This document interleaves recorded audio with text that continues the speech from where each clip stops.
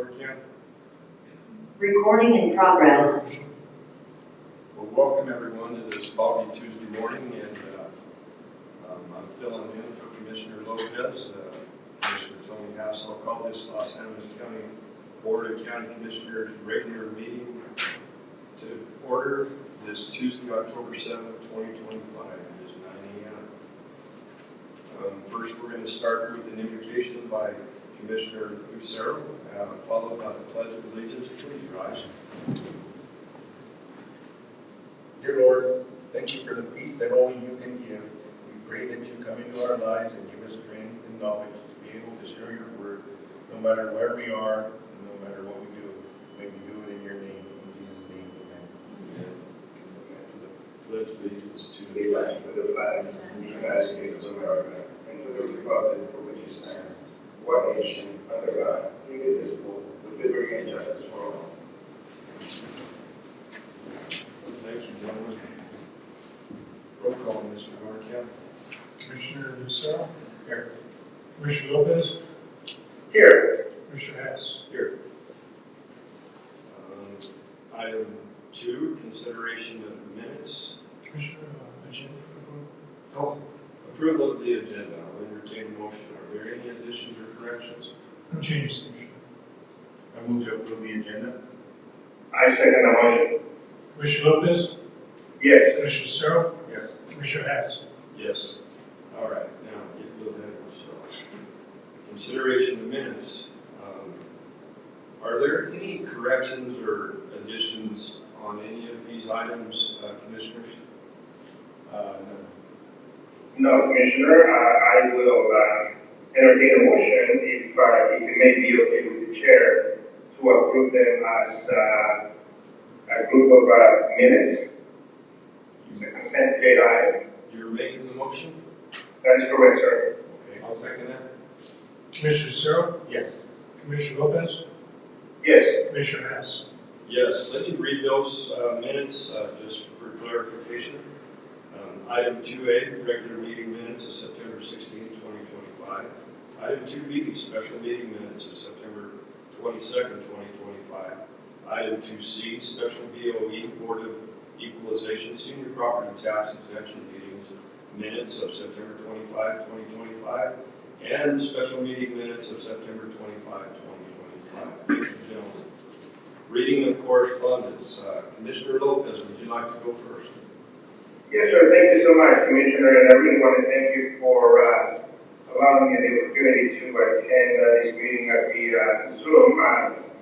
Thank you, Commissioner Hess, for conducting this meeting. So I'm going to be brief, but a couple of meetings that I need to highlight. On September 26th, the Fisher State Fire Department and San Isidro Electric held a meeting regarding the technology that they are assessing. This is fire mitigation technology. One of they had a presentation went on for about 2.5 hours, perhaps a little bit longer, with camaraderie, entertainment, and if you will, a nice meal to go with it. But one of the things that San Isabel, in partnership, I believe, with Tri-State, they're doing is creating opportunities to apply for a grant and get this technology. The name of it I don't have yet at a meeting, but it's PANO, Wildfire Situational Awareness. And so what that is they showed a couple of examples where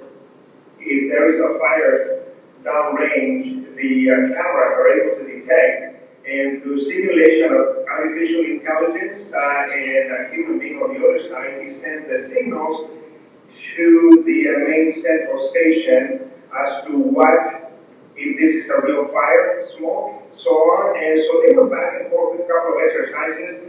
The presenter, the Apollo technology presenter, actually logged into one of the cameras that we have west of Trinidad, and he was able to simulate, basically go through the process real life of what it was. So one of the examples that they gave, there is a crusher someplace occurring west of San Luis County, and there was on one of the given days a big cloud of dust.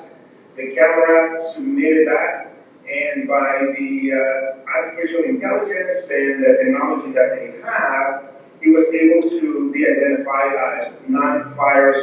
So that was very interesting, and I'm interested in us continue the conversation and see where this whole thing goes. Another meeting that very, very worthy of mentioning, and I have, it was a very busy 2 weeks. On September 23rd, I want to give a shout out to Keith Woodring from the San Luis County Road Bridge. He's had a meeting with the city of Starkville, with that community, the railroad, and the community members, the mayor, the city council members.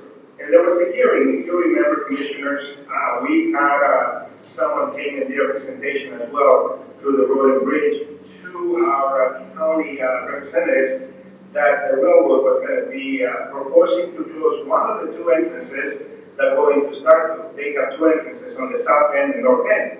So the conversation went on, and certainly with all disclosure, when basically the representative from the railroad made a statement that he had been working with the county and that there was an offer to Los Animas County, a monetary offer. I had an opportunity to speak up and basically clarify the point of perspective that you, my fellow commissioners, and I determined that the county will only be supporting the actions of the community. So I made it very clear to the community and also to the railroad that the county in no way, shape, or form was going to be accepting a red cent on behalf of anyone unless the community would be their desire. Well, the mayor and the council took this to a vote after a lengthy conversation. They took it to a vote, and they declined the closure of either one of the two. Once again, we had the fire department in there. The conversation went into the safety of the public. If there were to be an accident, that they don't have one exit, and that exit is also blocked by anything. Whatever the case would be, how are we going to be moving it in there? So, and also another point of clarification that I put in there, that if the county were to be the broker, or if you will, the fiscal agent of the dollars, that money would be spent back on the community of Starkville. But it was totally up to them. So the conversation was very good, and the representative from the railroad took his very kindly. He accepted the vote of the people, and so from that perspective, was very, very, very important that we had one presence in there. On the 19th of September, also, I had an opportunity to work with the Southeast Colorado Opioid Council meeting, and the RFP committee, Commissioner Haas, the RFP committee, we met, and we had, I think, about 10 proposals, very lengthy proposals, which we read, analyzed, and so we came up with the evaluation process. We're going to be submitting 3 of those proposals to the greater board. We had a lot of the questions. We submitted the questions. We got the answers. We had a second meeting of that, and we got the clarification. We're going to be awarding just slightly over $400,000 to 3 companies that are going to continue to provide opioid, if you will, services to the 9 county region. So, and Commissioner Hayes will be present at the larger board to make the final award, and we're going to be giving all the details. Another meeting that was pretty imperative, the state of Colorado, CCI, we held a meeting on the 24th on the web accessibility, and I had an opportunity to meet with Mr. Dorenkamp and go through some of the content providers and compliance on all digital space that the San Luis County is providing. So we're going to be awaiting. This is the result of House Bill 2111 in hand, web accessibility, ADA compliance for any and all materials that we have in there. The conversation was very robust. One of the questions that I asked, and we received a response to it, if we had third-party content that we link back to, for instance, on a construction proposal, on a construction project, do those documents have to be accessible digitally when it comes to the ADA compliance? And of course, if we are going to be linking that to the third party, the answer is no. But I asked Mr. Dorenkamp we're going to have a work session with all the electeds, because this is going to be impacting every one of us. I also asked the question, what happens with law enforcement? And I'm going to defer that to Sheriff Navarro, because we don't know exactly what the requirements and mandate based on security issues and that kind of thing. So one of the comments that the presenter from the governor's office actually made was that this is going to be progress, not perfection. We're not trying to attain perfection, but progress. What is going to be the impact on counties? What is going to be the common challenges? And what is going to be the path to compliance? And then the benefits of the same. So as we go through the process, we need to work together with everyone within the county to make certain that we have the opportunities to maintain not only the accessibility but the mandates through this particular piece of legislation. And Commissioner Hatch, I know we are going to be talking about the CCI legislative conference. I'll defer that to you, sir, because that also I have a lot of the notes in here. And then we had a special meeting with the United States Army, and that meeting as well, we extend a sincere thanks for the communication that they're having with the community.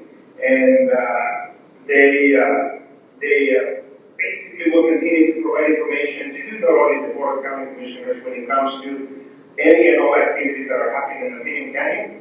And on your behalf, Commissioner Hatch, we accepted the invitation to, there is going to be, I believe Mr. Dorncamp has the dates, there is a business meeting they're going to be holding in Colorado Springs in the future, and we'll defer that conversation later on, but it would be great if the three of us can attend that meeting. So, Chair, that's going to be my report, sir. And I believe I think we'll accept that invitation, because if we're at the table, we're not on the menu. Thank you for that report, sir. Yes, thank you. Commissioner Lucero. Yeah, I kind of will go over some meetings I attended. I'm not going to go into detail on them, as several of them, all three of us, or two of us that had attended. The Southern Colorado Work Group with Commissioner Lopez had discussed the training at Fort Carson.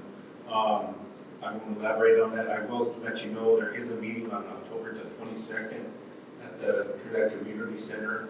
It's a public hearing with that same group. I sat in on the steering committee meeting on Friday. Also on Sunday, this past Sunday, October the 5th, I attended the 2025 Achievement Day for the Los Angeles County 4-H kids, the leaders and volunteers, as they handed out all awards and recognized leaders, volunteers for the program as the year has ended, and they're about ready to start a lot of projects for the new year. So that was pretty well attended. It was nice. Without our volunteers and leaders, the program wouldn't be as successful as it is. And that's pretty much my report. Thank you, Commissioner Lucero. Here in Los Angeles County, we can't all attend all of the meetings, but what we do really well is we work as a team and we divide and conquer. And I have a few meetings here that I was able to attend, but not some of the others. On the 22nd of September, I'm Vice Chair of Action Colorado. Los Angeles County is a member of Action Colorado, and they asked me to participate. The purpose of the meeting was to finalize topics of consideration for the annual meeting. The topic this year will be centralized around energy transmission, installation, and possible rollbacks. Mrs. Blackhurst is the director. She is finalizing speaker engagements at this time. And other topics will be rural healthcare, state budget shortfall, and its impacts on wildlife corridors. Action Colorado Annual will take place on October 3rd at CSU Pueblo. And just to add a little bit to that web accessibility that CCI and the governor's office put on, it was information to me when a question was asked, how many counties are fully compliant as of today? And the answer was no one is 100% compliant. And I was glad to hear they're just looking for progress and not perfection at this time, because these unfunded mandates are going to be hard to meet the responsibilities of those. On the 25th of September, I attended the CCI budget meeting. I'm vice chair of CCI. And then CCI is in a good financial position, even after the purchase of the new building and offices there at the Chancery building. With the help of Director Flanagan and under her supervision, the staff had designed this. It was a clean slate. Basically what it was a floor with no walls, no windows, nothing. And they were able to take that floor and turn it into the 9th floor of the Chancery building and turn it into their own work of art. I mean, it's very professional looking. They did a fantastic job, and they, of course, they were bargain hunting while they were doing it. And I got to give them kudos for what they were able to accomplish. And then to do that, all under, they had to move, and then they had to get ready for this special session and attend the special session, plus take part in our regular meetings that we're going to have. I'm really proud of what the staff was able to do.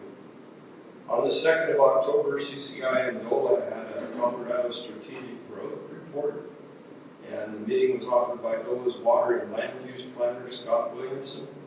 Examples of how to effectively incorporate water and land into strategic and comprehensive planning, and how to identify and develop resources and provide technical assistance and track progress on water, land, and land use integration across Colorado.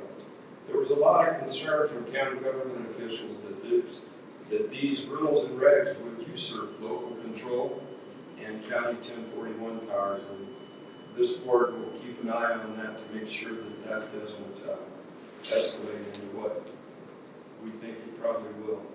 And then on the 3rd of October, as Commissioner Lopez mentioned, we had our legislative committee at CCI met to take positions on bills that would be introduced from counties. And later there will be other bills that will be introduced that will be playing offense and defense on. But this committee met to take positions on 35 proposed bills from counties. The challenge was trying to prioritize the top 10 bills. With contract lobbyists and our lobbyists that are on staff, we can only handle so many and do an effective job. If you get too many irons in the fire, none of them are warm, right? So we're trying to narrow the scope of that so that they can be very effective at the bills that we introduce. And debate began at 9 a.m. that morning and ended finally at 5 p.m. that evening on 35 bills. The proposed bills dealt with general government, justice and public safety, tourism, economic development, taxation and finance, health and human services, and of course land use and natural resources are going to be the hot topic this year. The 10 bills, as I have stated, were the number of bills preferred by the staff and contract lobbyists. I talked about that enough. And that will be the end of my report, Commissioners. Commissioner Haas, if I may real quick, thank you for bringing up that when we asked the question on the ADA digital space compliance, I personally asked you a question, Commissioner Haas, when I asked how many states are compliant, not only how many counties, but how many states, and that was as well the answer, none. So just so we know, this is basically Colorado leading the way. We simply reminded the state of Colorado that some of these unfunded mandates could be a heavy lift for small counties, but nonetheless, as they mentioned, progress, not 100% perfection. But Mr. Dorenkamp, all of us, please let us know how we can support that, and communication is going to be paramount to this whole thing. Thank you, Commissioner Lopez. That's the end of our correspondence reading. Now for the elected officials updates. Do you have anybody from the county assessor's office available for comment? The clerk and recorder? Treasurer? Sheriff? District attorney? Good morning. I'm sorry, Commissioner, I clicked the button here.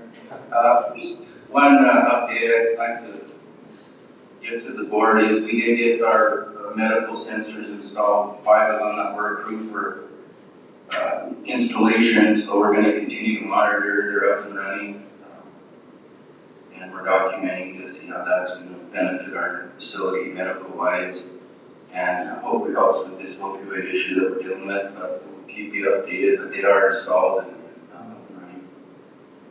Well, we're looking forward for a positive report on that here soon, when you gather the information. Thank you, Sheriff. Yes, you're welcome. And our coroner. Moving on. Number 6, public comment. No, presentation, we have none. Public comment, Mr. Dorncamp. Commissioner, I don't have anybody sign up for public comment, and I may ask if anybody online wishes to make a comment. Okay, is there anybody online who would like to make public comment? Hearing none, what I'd like to do is remind everybody today that we have a public hearing. And I should have done that earlier, but at 10 a.m., regardless of where we are in the agenda, we'll break for that public meeting and we'll make sure that that public hearing and make sure that we move forward with that. So we'll move on to unfinished business. Commissioners, we have several items here that we'll have to remove from the table. 8A is consideration of 25 F002 ESDI Livestock Pavilion Change Order 1. Mr. Dorncamp, please. Commissioner, as you alluded to, this item was tabled, I believe, at your August 5th meeting. There were some concerns with the original contract work. After the work was done, the fair took place, breakers were still popping, etc. So the board directed me to direct the ESPI, the company that got the original bid, to modify what they had done. And there are 7 circuits, as the board had directed me now, that go north of what I call a cattle course, where hair dryers, etc. for the large livestock are needed. There's 7 circuits. We need to remove from the table first. I'll move from the table first. I'll look to remove item A off of the table at this time. I second the motion. Commissioner Lopez? Thank you. Yes. Commissioner Sarah? Yes. Commissioner Harris? Yes. I'm state Commissioner. I thought Okay. I make my spill and the other thing off the table before we vote. But anyway, they did complete the modifications. The board directed me to send the circuits from the north of the panel to a duplex on each one. So that work's been done. And they say it is additional work, as I mentioned at the board table, until the original contract work was done. So within this will be 10 8-foot lights installed underneath the south stalls overhang, and then I believe 5 outlets on the west side of the pavilion, in addition to 3 LED back lighting units, 2 on the south facing part of the pavilion and 1 on the north face of the pavilion. So I'll ask the board to approve it.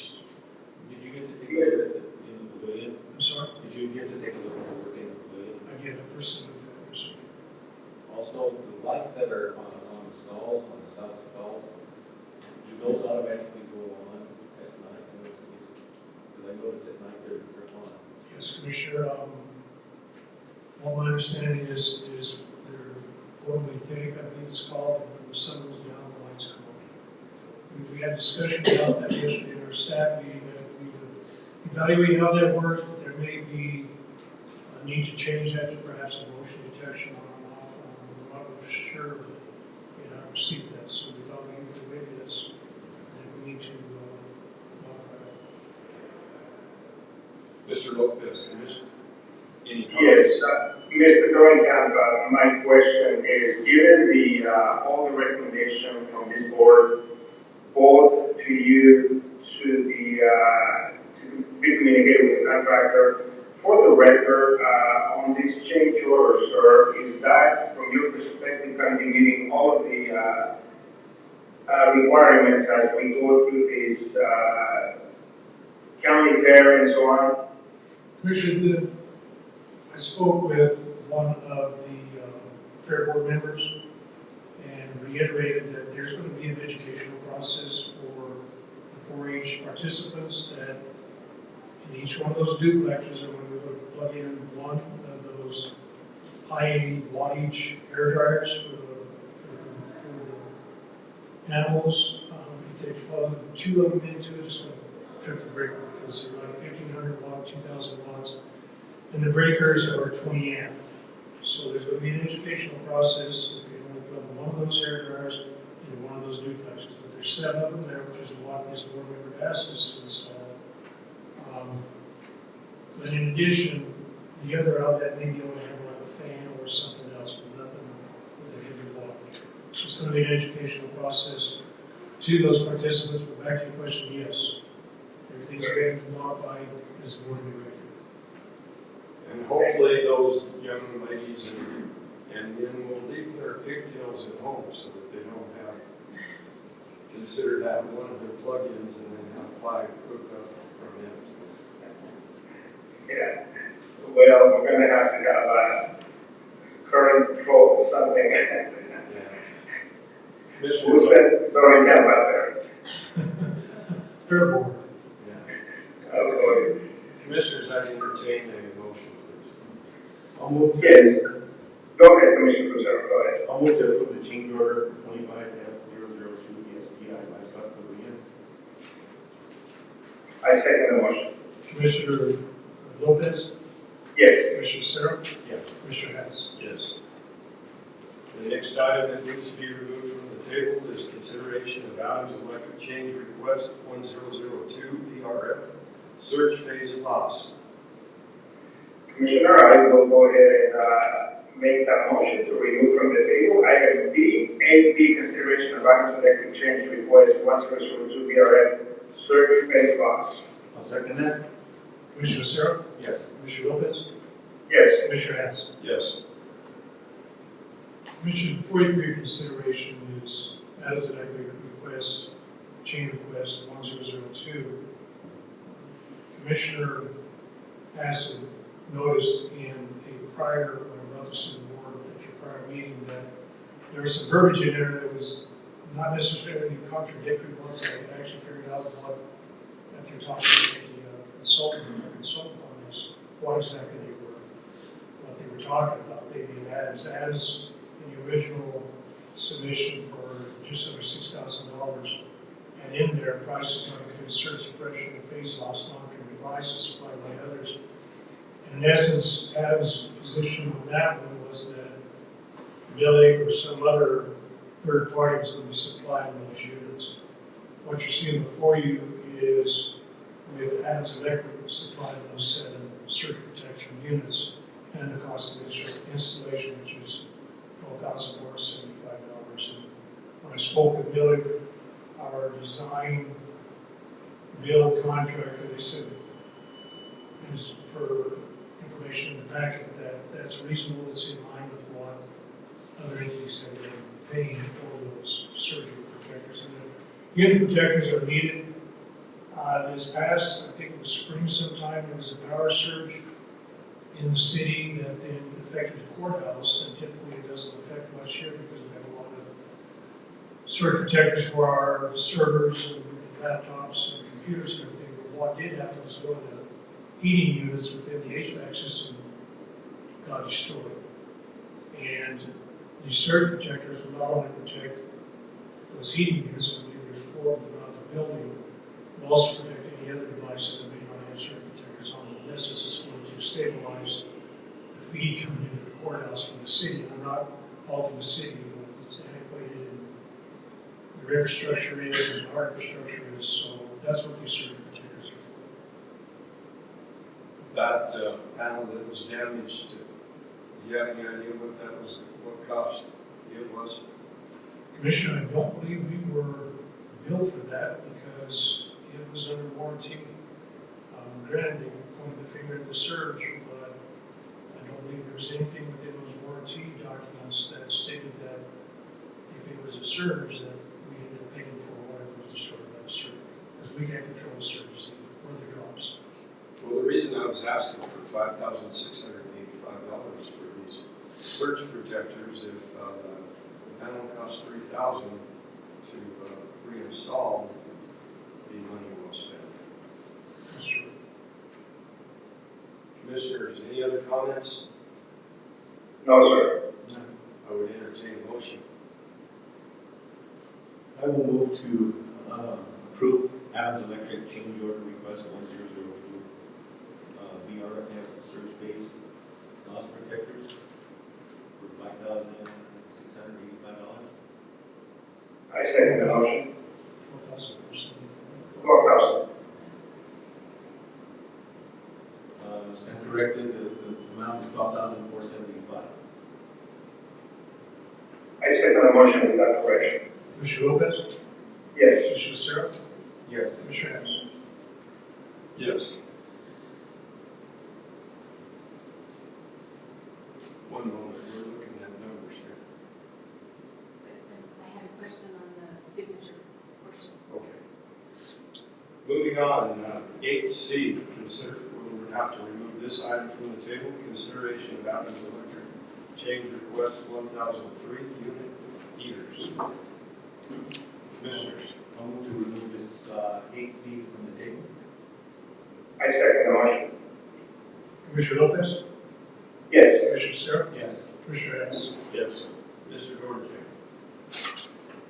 Here with the Commissioner.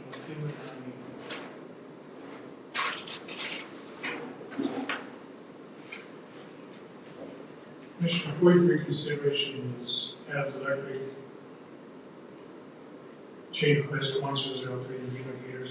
We spoke at the last meeting, I think it was the board's desire to completely remove this item for consideration. I spoke with the contractor, Miller, I signed the contractor located for removing it as not being part of this project. The board you table it. I said, ask council to chime in or also if necessary, but I believe the board wants to do away with this, and you can either deny or postpone indefinitely. Mr. Dorian, if I may, before we ask the council, because this is going to be advice from legal counsel, we may have to table that back again. I could be, and I stand to be corrected, but I think my question is, when you had the conversation with Millie, are there any, what would happen if we say no to this particular part of the project? Commissioner, I don't believe anything is going to happen. I've already gave them notice that that may be the direction that the board goes with this item. Okay, so as far as the functionality of the system, which is the conversation that we have had in the past, the functionality of the system, there's not going to be any impediment to the fully functional operation of this electrical system at all. And in essence, if we say no to this and we postpone indefinitely, there is not going to be any challenges in the future that we may be facing because of our decision today. Commissioner, no work has commenced on these units, and secondly, to answer your question, no. The HVAC system is fully functional without these units. These units are going to be an add-on, basically electric heaters in 3 bathrooms, 3 private bathrooms. And again, let me determine if you may, given the whole perspective, I think if the idea would be that this is the direction that we want to go, certainly what would happen if there would be a space here later on located within by the private occupants of that particular office, i.e.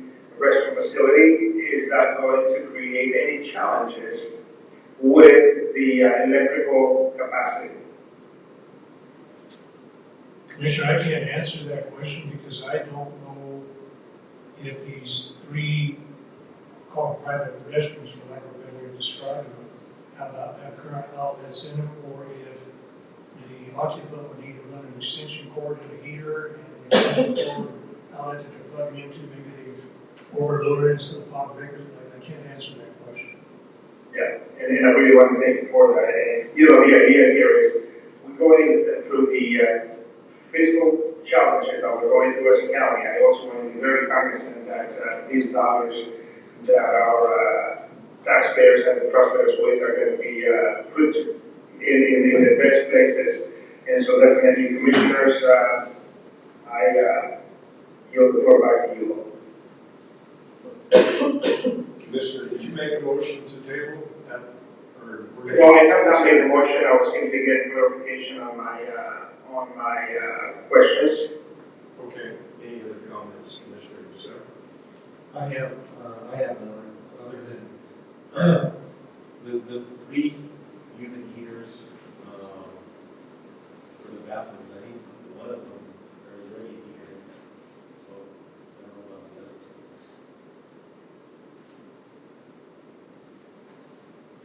2. My understanding is the 3 that were in question do not have heaters in it. I guess I can spell out which ones were brought to my attention, but I don't think I. The one that the one in the assessor's office, but there's a heater in there, I haven't looked at it. So, but I don't know where the other 2 are. Commissioners, I believe this is fairly procedural, and I think we'd be okay to entertain a motion at this time. Thank you. Go ahead, Commissioner Lucero. I'll move to deny the Animas electric change order 1003 unit heaters. I second that motion. Commissioner Lopez, Yes. Commissioner Searle, Yes. Commissioner Hess. Moving on to 9A, consideration of 25-C001, change order number 3, District Dorn County. Commissioner, before your consideration is 25-C001, change order number 3. This has to go back, I apologize for not putting a little more information on what this project's about. This is the ADA parking and other compliance upgrades. And as part of this, there's a $13,500 oversight on my part, frankly, whenever folks approved change order number 2. It was in the table, but I did not add it to the total that the board approved, which was the $68,800. So this is coming back around to ask the board to approve an additional $3,500 to this project. This will have an 18-inch wall like is around most of our park areas with a dome top, I call it. From Chestnut, where right now there's a sidewalk running to DHS, there's a legal block wall there. This will replace that block wall with an 18-inch wall that's similar to what's around our parks elsewhere. Once that sidewalk work is done, it'll be part of that sidewalk work. So that's the board to approve it. And if the board approves it, we'll still have about a fund balance of about $44,107 to be spent. And we're working with the Zeroscape engineers to perhaps go ahead and end up spending the rest of those monies. Commissioners, comments? Thank you, Mr. Dorn, for expecting that money about the funding. The question, so thank you for responding to that. What was the initial, I know the perception from the contractor regarding the wall, and I know I understand it's got to be aesthetically the same thing, it's got to be what we have had. Was there some type of miscommunication with them? No, Commissioner, it was wholly my fault. In that table that the board approved $68,800 in change order number 2, it was within the table. I just didn't, frankly, I didn't have my Excel spreadsheet set up to add it. He didn't add it in that total. So it wasn't part of that total. This is separate. But there was also an option for $1,350 to build an 8-inch concrete wall in lieu of this. But as you mentioned, aesthetically, in my opinion, make everything look the same. We have the funds to do it. That would be a good investment this time. So once the approval once today, the construction will resume. I know they had a couple of weeks of downtime. Is that what they were waiting for? No, Commission, the biggest issue that the contractor's having right now is availability of concrete. They don't want to open up any more areas without concrete being delivered in our concrete contractors, and I'm not going to be critical of them. There's a huge project going on in the north side of town that is, at the drop of a hat, will ask the suppliers for 300 cubic yards, 500 cubic yards. And then our contractor then ordering small amounts of concrete will not get his concrete delivered. They will not get their concrete delivered. And the second delivery, the second concrete producer, the last time that they tried to pump mud through their concrete pumping truck, had so many clay balls and other things in it that the material was just not up to standard. And we don't want to be paying, in my opinion, concrete prices that are typical throughout the industry and end up with an inferior product. So, Are these delays going to affect the sunset of this project? Or? no, I think this project is good until January 1, 2027. I think it may, but it shouldn't. It depends on how the projects at the north end of town go, and then they no longer need concrete, and concrete's another for our contractor. He's trying to work with maybe another supplier. Commissioner Lucero. Any other comments, Commissioner Lopez? No, sir, I'm ready to make a motion. Do that, sir. So, I'm going to motion to approve change order number 325-C001. I'll second that. Commissioner Sarah? Yes. Commissioner Lopez? Yes. Commissioner Hatch? Yes. 9B, consideration of diesel fuel bid. Mr. Dorkamp, and I couldn't get the attachment from Randy to open up here, so. Commission, before you for your consideration is the supply and delivery of about 1,700 gallons of diesel to our Road Ridge Fuel Farm at the fairgrounds. With the following results, World Fuel Services, $2.4536 per gallon, stated price $17,665.92. Aqua Petroleum, $2.55 per gallon, stated price $18,360. Hunter Valley Oil, $2.39 per gallon, stated price $17,208. Wallace Oil bid, that's the board to approve the Hunter Valley's bid at $2.39 per gallon, stated price $17,208.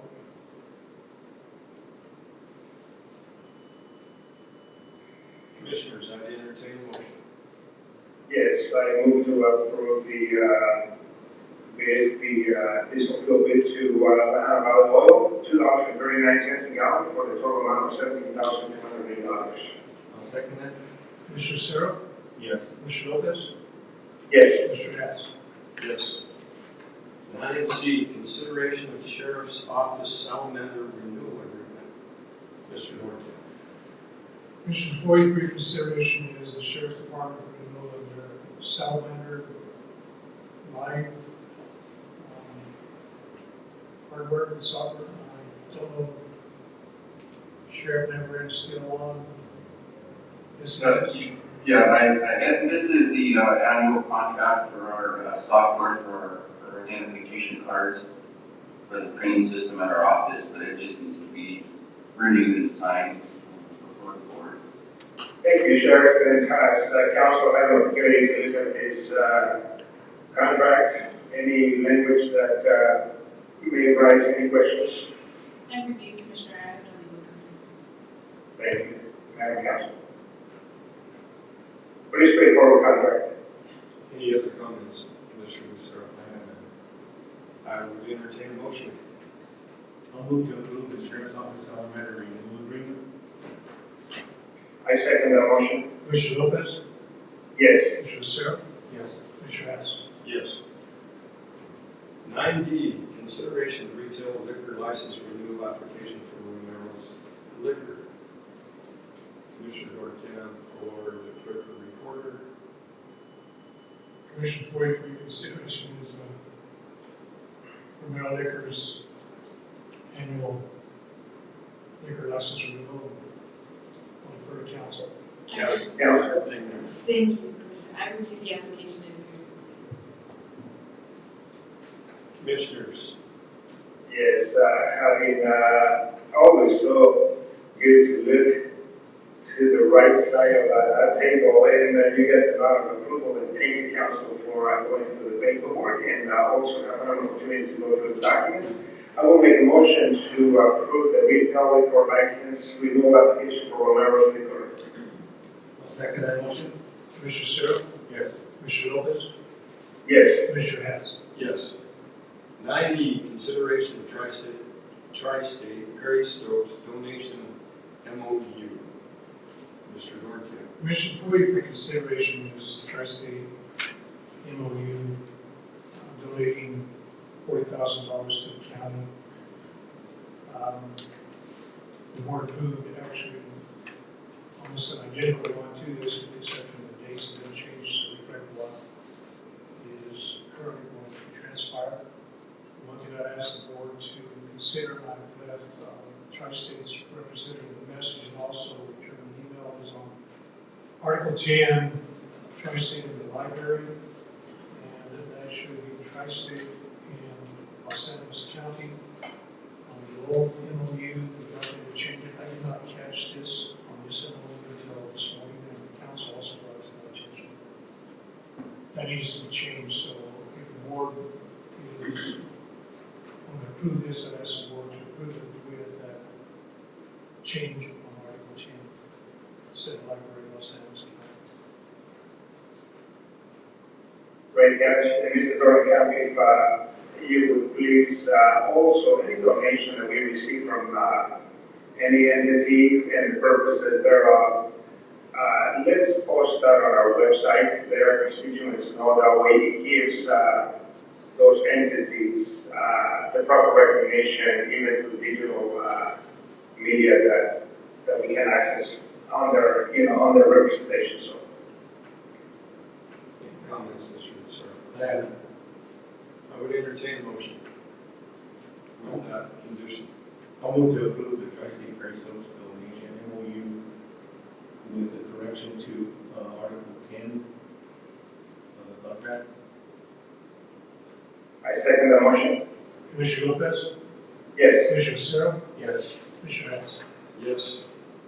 Consideration of Perry Stokes change order number 1 for AIP number 308-0053, 016, 2023, 017, 2023, and 018, 2023. Mr. Dortemp. Commissioner, before you for your consideration is, as Commissioner has mentioned, Perry Stokes change order number 1.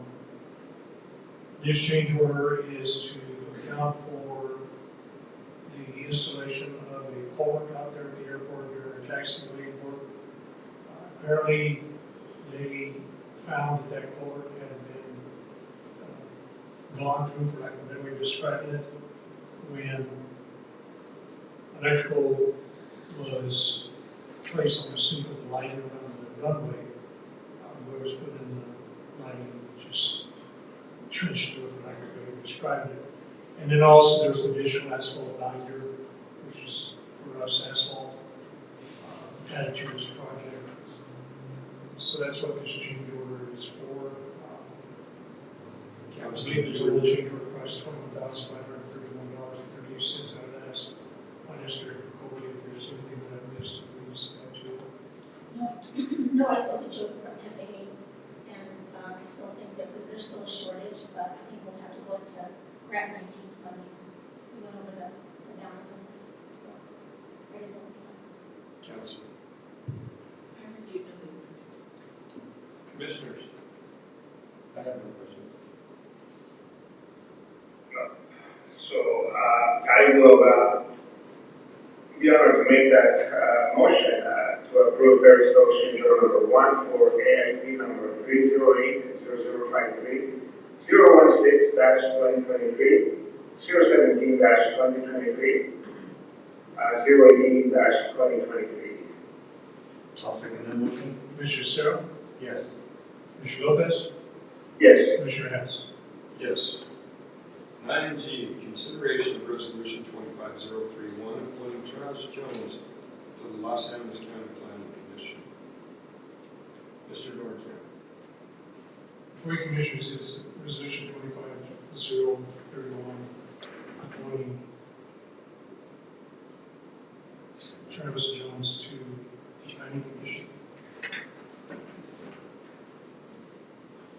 I'll read the resolution. Okay. Resolution by the Board of County Commission, Los Angeles County, Colorado, making appointments to the Los Angeles County Planning Commission, resolution number 25-031. Whereas Los Angeles County has adopted and enforces the land use regulations and a master plan for the purpose of providing orderly control of all types of land use activities within Los Angeles County, and whereas in accordance with CRS 30-28-103, Los Angeles County has established a county planning commission to serve as a review and recommending body to the Board of County Commissioners on matters related to master planning and land use regulations, and whereas Los Angeles County solicited letters of interest to fill a vacant position, and whereas the Board of County Commissioners unanimously voted to fill this position at its regular meeting held on September 16, 2025. Now therefore be resolved by the Board of County Commissioners, Los Angeles County, Colorado, that one, the Board of County Commissioners hereby affirms the appointment of Travis Jones to the Los Angeles County Planning Commission, whose term shall extend until September 16, 2028. On motion made and seconded and affirmed to vote, this resolution is adopted the 7th day of October 2025. By order of the Board of County Commissioners, Los Angeles County, Colorado, followed by your signature lines.